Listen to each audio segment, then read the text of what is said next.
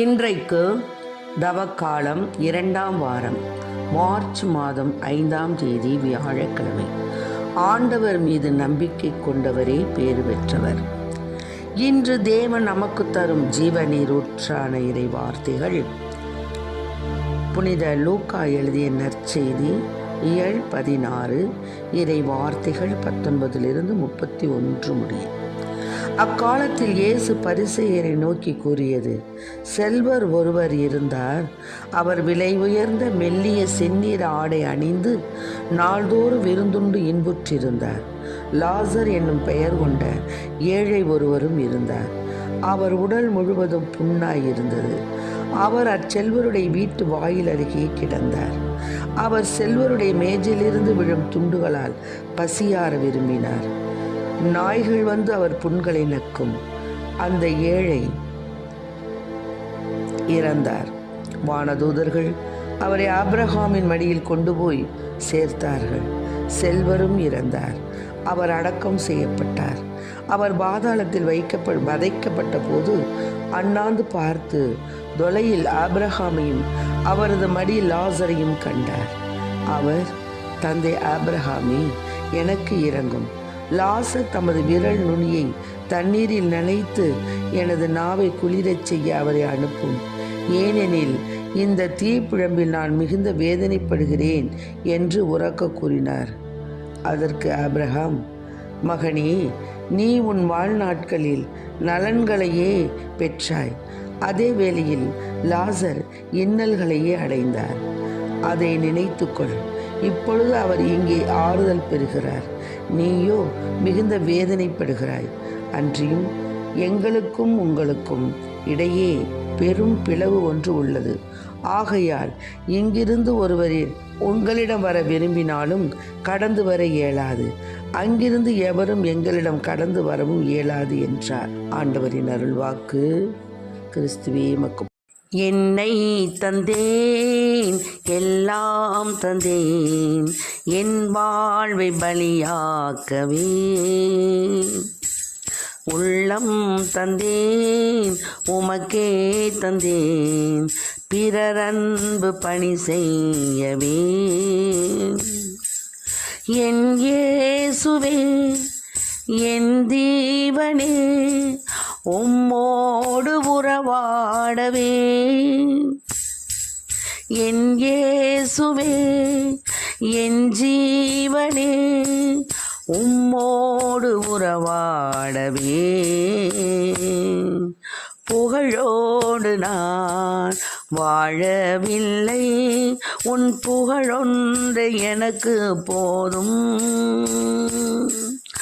அருள் வாழ்வினில் நான் வளர உம் அன்பொன்று எனக்கு போதும்.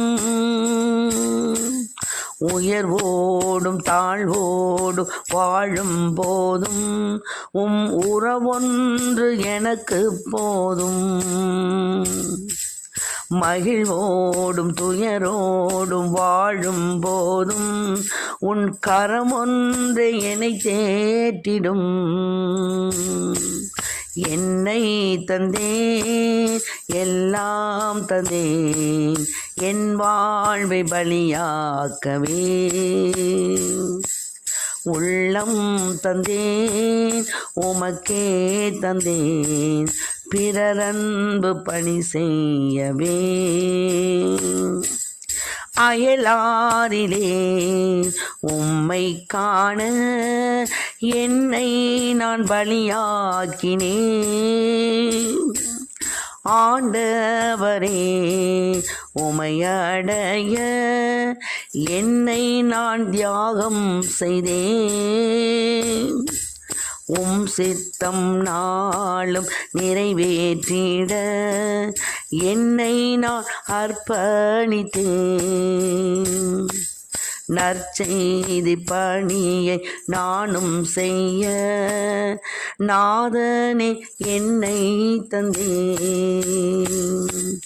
என்னை தந்தேன், எல்லாம் தந்தேன், என் வாழ்வை பலியாக்கவே. உள்ளம் தந்தேன் உமக்கே தந்தேன் பிறர் அன்பு பணி செய்யவே. இன்றைக்கு நம் தேவன் தரும் ஜீவ நீரூற்றான இறை வார்த்தைகளை கேட்டோம். லாசர் அவர் ஒரு ஏழை. அவர் என்ன செய்தார்? ஒரு செல்வந்தர் இருந்தார். அவருடைய வீட்டு வாயிலில் இந்த லாசருடைய புண்களையெல்லாம் அப்படியே நாய்கள் நக்குமா. அப்படிப்பட்ட ஒரு ஏழ்மை நிலையில் சாப்பாடு இல்லாமல் அந்த பெரும் செல்வர் சிந்தக்கூடிய மேஜையிலிருந்து சிந்தக்கூடிய அந்த துகள்களை இவர் எடுத்து சாப்பிட்டுக்கிட்டு இருந்தார். இறந்தாங்க, 2 பேரும் இறந்தாங்க. கடைசியில் என்னாச்சு? லாசர் ஆபிரகாம் மடியில் இருந்தார், செல்வந்தர் பாதாளத்துக்கு போயிட்டார். ஏன்னா அவருடைய வாழ்க்கை ஆடம்பரமாக ரொம்ப வசதியாக வாழ்ந்தாலும் இறைவனுக்கு ஏற்புடைய வாழ்க்கை வாழலை. ஆனால் லாசர் துன்பத்தில் இருந்தாலும் இறைவனை நினைத்து அவர் ரொம்ப ஒரு துன்ப இடுக்கண்கள் அவர் வாழ்ந்தார்.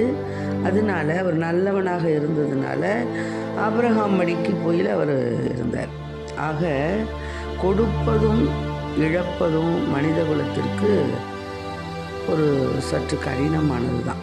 ஏன்னா கொடுப்பவர் மனிதர் என்றால் ஆள் பார்த்து கொடுப்பார். இப்போ நம்மளே பாருங்களேன், இப்போ பெருமைக்காக கொடுக்குறவங்களும் இருக்காங்க. நம்ம பேர் நிலைக்கணும், நம்ம பேர் எல்லா பக்கமும் தெரியணும் அப்படின்னு கொடுக்குறவங்களும் இருக்காங்க. இப்போ கோயிலுக்கே நன்கொடை லைட்டு கொடுக்குறாங்கன்னு பார்த்திங்கன்னா, லைட்டு வெளிச்சம் பாதி தெரியாமல் அதில் அவங்க பேரை எழுதி வச்சுருப்பாங்க.